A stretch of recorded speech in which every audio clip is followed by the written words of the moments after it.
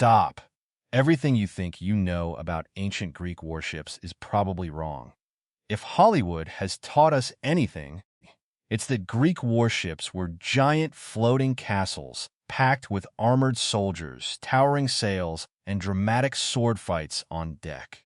The camera usually shows huge wooden ships crashing into one another while hundreds of warriors battle across the planks. But the real story? It was far more incredible. The most feared Greek warship wasn't slow, bulky, or overloaded with soldiers. Instead, it was one of the fastest and deadliest machines of the ancient world. A weapon built almost entirely around speed, precision, and teamwork. Imagine a vessel over 35 meters long but only about 5 meters wide. It looked more like a racing boat than a floating fortress.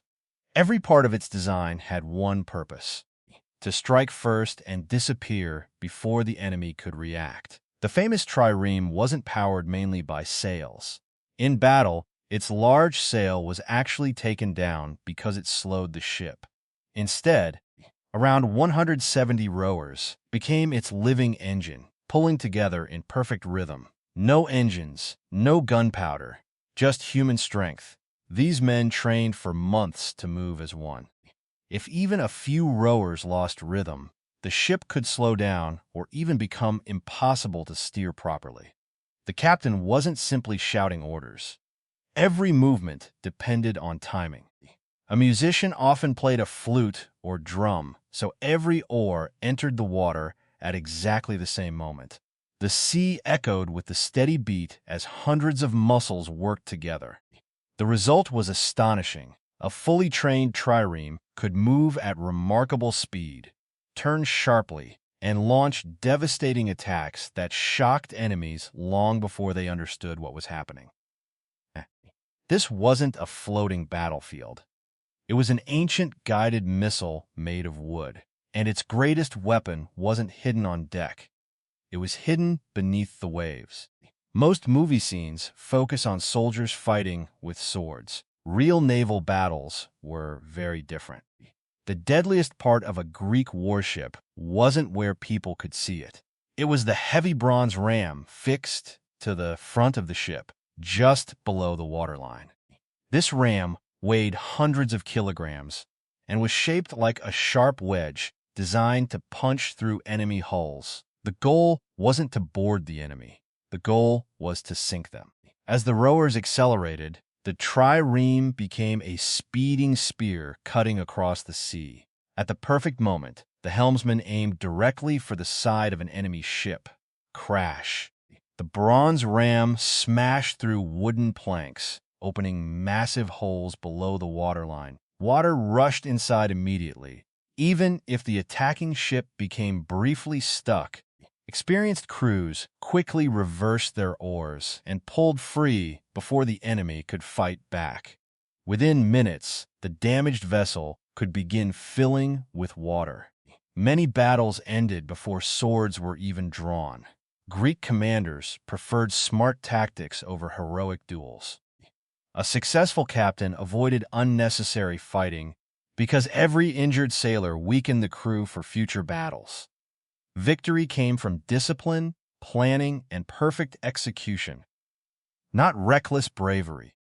This made naval warfare incredibly fast. Ships circled each other, searching for an opening. One mistake, one slow turn, one missed command. That was often enough to decide the battle. But none of this would have been possible without the people hidden deep inside the ship, the rowers. They were the true heart of every Greek victory at sea. Forget the image of chained slaves rowing endlessly like in old movies. That picture mostly belongs to much later periods of history. Classical Greek triremes were usually powered by free citizens, skilled sailors, and trained professionals. Each rower had a specific position. They sat on 3 different levels inside the ship, giving the trireme its famous name. Coordinating 170 people in such a small space was incredibly difficult. Every oar had to move together. Every stroke had to match. Imagine sitting shoulder to shoulder for hours under the hot Mediterranean sun. The air inside the ship became humid and exhausting. Sweat dripped from every face. Water splashed through the oar holes. Muscles burned with every pull. Yet the rhythm never stopped. Food had to be simple and easy to eat. Fresh water was precious. Every rower knew that if they became tired too early, the entire crew, and perhaps the whole fleet, could be destroyed. Training wasn't just about strength. It was about trust. Every man depended on everyone else. If one rower made a mistake, dozens of oars could collide, throwing the entire rhythm into chaos. The captain relied on discipline more than courage. Because the fastest ship almost always controlled the battle. This extraordinary teamwork allowed Greek fleets to perform breathtaking maneuvers that amazed both friends and enemies. Some commanders could turn an entire fleet almost simultaneously, creating formations that looked impossible from the shore. It was military precision centuries before modern navies existed. And nowhere was this more important than during one of history's greatest naval battles. In 480 BC, the Persian Empire launched one of the largest invasions the ancient world had ever seen. Their army seemed unstoppable. Their navy was enormous. Many believed Greece had no chance of survival. But the Greeks understood something their enemies underestimated. Bigger wasn't always better. The narrow waters near Salamis became the perfect battlefield. Large Persian ships struggled to maneuver in the confined space. Greek triremes, however, were built for speed and sharp turns. As the battle began, the Greeks stayed disciplined. They waited, then they attacked. The fast triremes darted between larger enemy vessels, striking with their bronze rams before quickly pulling away. Confusion spread through the Persian fleet. Ships collided with one another. Captains couldn't communicate clearly.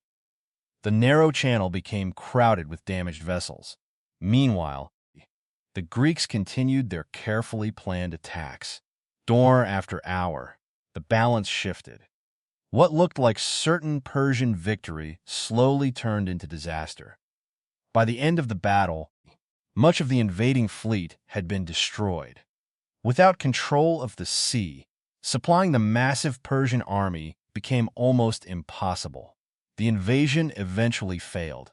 Many historians believe this victory helped preserve the independence of the Greek city-states and influenced the future development of Western civilization. It wasn't magic, it wasn't luck. It was superior ship design, disciplined crews, brilliant tactics, and remarkable teamwork. Yet, despite this success, these legendary warships had one surprising weakness. They couldn't stay at sea for very long. Unlike later sailing ships that could remain at sea for weeks, Greek triremes usually returned to land every evening. Why? Because they simply weren't designed for long voyages. The ships were light and narrow. There wasn't enough room for large supplies of food, water, or sleeping space. The rowers couldn't rest comfortably on board. Instead, crews pulled the entire ship onto the beach after each day's journey. There, they repaired damaged oars, cleaned the hull, cooked meals, rested, and prepared for the next mission. This daily routine also protected the wooden hull from remaining too long in seawater, reducing damage over time. Everything about the trireme emphasized performance over comfort. It sacrificed luxury for speed, stutter, and for agility, endurance for deadly precision. Eventually, naval warfare changed. Larger ships carrying more soldiers and powerful siege weapons became common. The age of the swift trireme slowly faded into history. Yet its legacy never disappeared. These remarkable vessels proved that victory doesn't always belong to the biggest army or the strongest fortress. Sometimes, success belongs to those who move faster, work together better, and think smarter than everyone else. So the next time you watch an ancient movie filled with giant floating castles and endless sword fights at sea, remember this. The real ancient Greek warships were far more fascinating.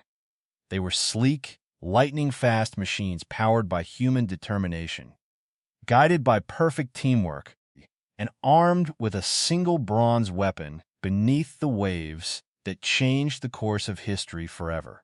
Because the greatest battles of the ancient world weren't won by the largest ships. They were won by the smartest ones. Winning battles made the Trireme legendary, but living aboard one was anything but glorious. Forget the clean wooden decks and polished armor shown in movies. A real Greek warship was cramped, noisy, and exhausting. Nearly 200 men shared a narrow vessel with barely enough room to stretch their legs.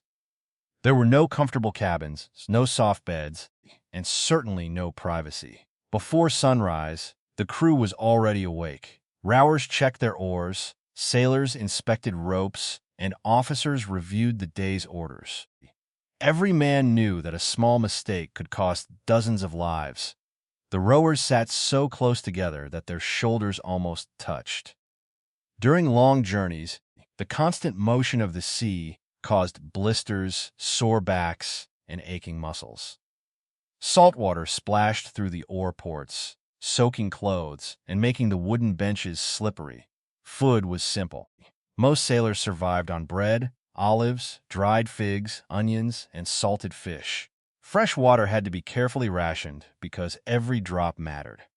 If supplies ran low, the crew had to reach land quickly. Storms were even more frightening than enemy fleets. Unlike modern ships, triremes sat low in the water. Large waves could easily sweep across the deck, forcing sailors to bail water as fast as possible. Strong winds could snap masts or make rowing almost impossible. Disease also spread quickly in such crowded conditions.